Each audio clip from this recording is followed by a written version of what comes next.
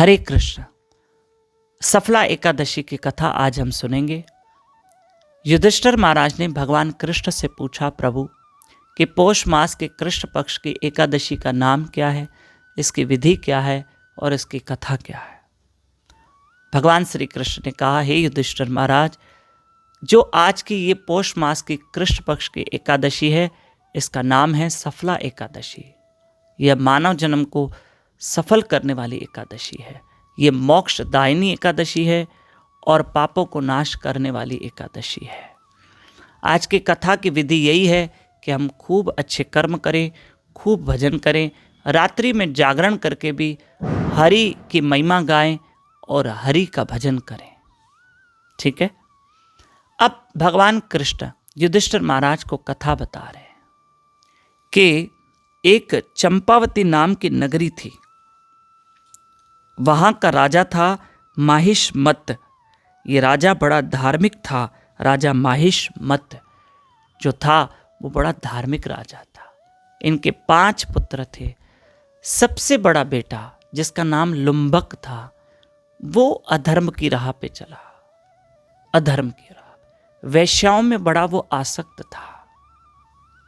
और जिसको, उस लुम्बक को, जो ये राजा का बेटा लुम्बक था, इसकी संगति अच्छी नहीं थी, इसके मित्र दोस्त अच्छे नहीं थे और ये हमेशा अधर्म के कार्य करता था।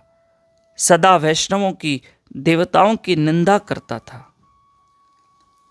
ऐसा पुत्र का स्वभाव देखकर राजा बड़ा चिंतित रहता। राजा ने एक दिन यही निर्णय लिया कि उसने अपने बेटे को अपने राज्य से बाहर निकाल दिया। अब बेटा कहाँ जाए लुम्बक? वो वन में गया, जंगल में गया। अब जंगल में तो रहने लगा, खाने के लिए कुछ चाहिए। कैसे खाए? तो फल फूल तोड़ के खाता, लेकिन उससे भी उसका पेट नहीं भरता। एक दिन अपने ही नगरी में आया, यानी जो राजा की नगरी थी, वहीं वो लुम्बक अपने ही नगरी में आया और चोरी करते पकड़ा गया। सिपाहियों ने, सैनिकों ने उसे पकड़ लिया, लेकिन पहचान लिया ये तो हमारे राजा का ही बेटा है। राजा ने इसको राज्य से बाहर निकाल दिया था, पर कहा आज हम तुमको छोड़ देते हैं। सिपाहियों ने कहा, क्योंकि तुम हमारे राजा के पुत्र हो, आगे ऐसे चोरी मत करना, इस नगरी में भी मत आना, क्योंकि राजा ने तुमको नगरी से बाहर निकाल दिया है। ठीक है। सिपाहियों ने उसको छोड़ दिया कि चलो राजा का बेटा है और इसको माफ कर देते हैं। अब ये वन में आया और फिर से वृक्षों के फल फूल तोड़ के खा लेता। श्री राधे। फल फूल तोड़ के खा के अपना पेट पूर्ति करता। और ये सोता कहाँ था? एक वहाँ प्राचीन पीपल का वृक्ष था, उसके नीचे ये सोता था। कौन? ये लुम्बक। एक बार दशमी का दिन आया, जैसे कल की दशमी गई ना, है ना, दशमी का दिन आया तो लुम्बक ने सिर्फ थोड़ा फल फ्रूट खाया था उस दिन, और रात्रि में पीपल के वृक्ष के नीचे सो गया था। ठंड बहुत थी, जैसे ये ठंड के दिन चल रहे हैं, तो लुम्बक ठंड के कारण वो बेहोश हो गया था। और क्योंकि एकादशी शुरू हो गई, दूसरे दिन दशमी को उसने फल फ्रूट खाया और थोड़ा ही फल फ्रूट खा के वो सो गया था पीपल के वृक्ष के नीचे। पर ठंड के कारण, जिसके कारण वो एकादशी जब सुबह हुई तब ये बेहोश पड़ा था।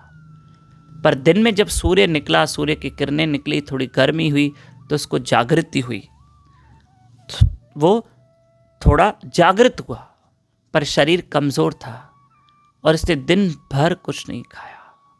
दिन भर कुछ नहीं खाया। ध्यान से सुनना, एकादशी की तिथि चल रही थी ना, और दिन भर कुछ नहीं खाया। अनजाने में उससे एक व्रत हो गया। ये सफला एकादशी उससे व्रत हो गया। और दूसरे दिन द्वादशी तक भी उसे सुबह तक कुछ नहीं खाया। और द्वादशी में उसने क्या किया कि कुछ फल तोड़कर, उस लुम्बक ने क्या किया, कुछ फल तोड़कर, अब कमज़ोर शरीर कांप रहा है, और फल तोड़कर उसने पीपल के वृक्ष के आगे रख दिए। कहा, हे हरि मेरे नाथ, मेरे फलों को स्वीकार करो और मैं चाहता हूँ आज मैं आपको भोग लगा के व्रत का पारण करूं। अब लुम्बक में ये सद्बुद्धि कहाँ से आई क्योंकि कल जो उससे एकादशी का व्रत हो गया था, उस व्रत से उसको सद्बुद्धि मिली। उसने भगवान को भोग लगाया, मेरे हरि को भोग लगाया। आकाशवाणी हुई कि मैं तुम्हारी इस एकादशी से व्रत से सफल हूँ, जो तुम्हारी एकादशी का व्रत है वो सफल हुआ, मैं तुमसे प्रसन्न हूँ, मैं तुमसे बहुत खुश हूँ। आकाशवाणी में भगवान कह रहे, और आपने कल जो एकादशी का व्रत किया था, अनजाने में जो आपसे एकादशी का व्रत हुआ, उससे मैं बहुत प्रसन्न हूँ। आपकी एकादशी सफल हुई, जाओ अब तुम अपना राजपाट संभालो। लुम्बक अपनी नगरी में आया और अपने पिता से मिला और पिता को बताया कि मैंने अनजाने में एकादशी का व्रत किया और मैंने भगवान को फल फ्रूट का भोग लगाया। पिताजी मेरी गलतियों को क्षमा कर दो। लुम्बक को सद्बुद्धि आई, बुरे कर्म करना छोड़ दिए। पिता ने भी स्वीकार किया और ये अपने राजा, अपने पिता का बड़ा बेटा था, और पिता ने एक दिन लुम्बक को राजपाट दिया। एकादशी के व्रत से उसको राजपाट मिला, सद्बुद्धि मिली, एकादशी सफल हुई।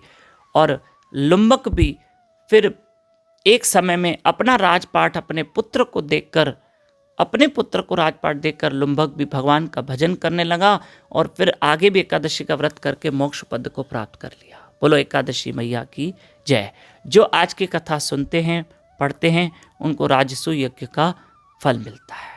हम इस वक्त चक्करभाटा शहर में हैं और आपको बता दें कि 29 और 30 दिसंबर हमारे बापूजी सरकार चक्करभाटा नगरी में पधार रहे हैं। 2 दिन बापूजी के प्रवचन हैं और 31 दिसंबर रात को 10:30 से 12:15 तक हमारे साथ लाइव रहना। न्यू ईयर का कीर्तन है। फेसबुक पेज दामोदर दास पे लाइव रहकर कीर्तन का लाभ लेना। हरे कृष्ण।